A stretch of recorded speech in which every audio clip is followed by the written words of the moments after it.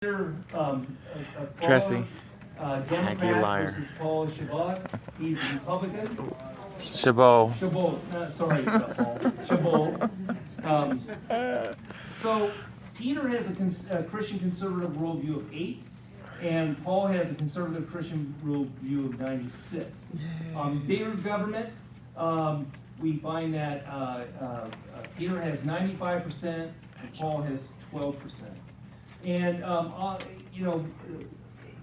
because the candidate's here, we can't really have a candidate give a political speech, but I would like to have the candidate get up, introduce himself, why he's running real quick, and maybe less than a minute on one or two of the top issues. Paul, all yours. Thank you.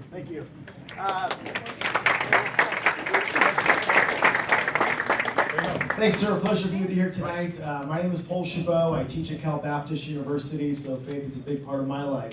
Married with 4 kids, and my number one job is being a daddy, and that's to make sure that our country is strong. 15 years served in the Navy, just selected for commander, and intend to serve my country in DC as well. Critical issues for me are jobs, family, and safety.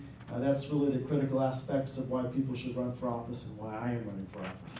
In the 20 seconds I have left, I just want to say I recognize a lot of familiar faces out there.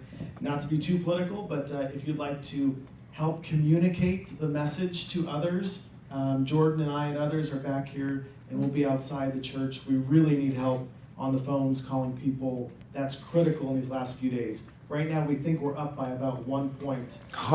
Very expensive race that we think we can turn here for us, and I'm very proud to be pro-life. Thank you, sir, for having me up. I appreciate it. Let me ask you a question. So, if you were elected to Congress, Yes, and sir. the bill to save the Christians from genocide came up, what would you do? Save the Christians from genocide.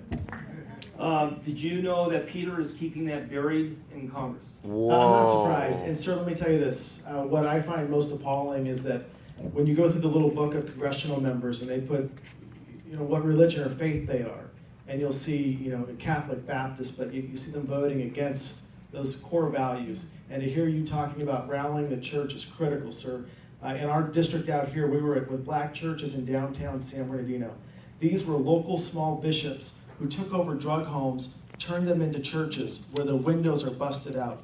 And the people that flock into their church on Sundays are talking about the hard-hit areas, about crime out of control, drugs out of control. To think about this, I don't want to take away the stage, 10 seconds and I'll shut up.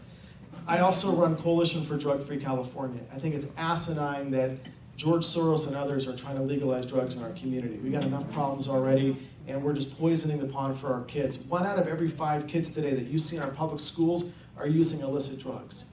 That to me is just unconscionable. So the work the church is doing, thank you for helping to get our leaders outside of the walls. That's where we need them. Rubber meets the road, and thank you for all you do, and thank you for having us. Thanks. So feel free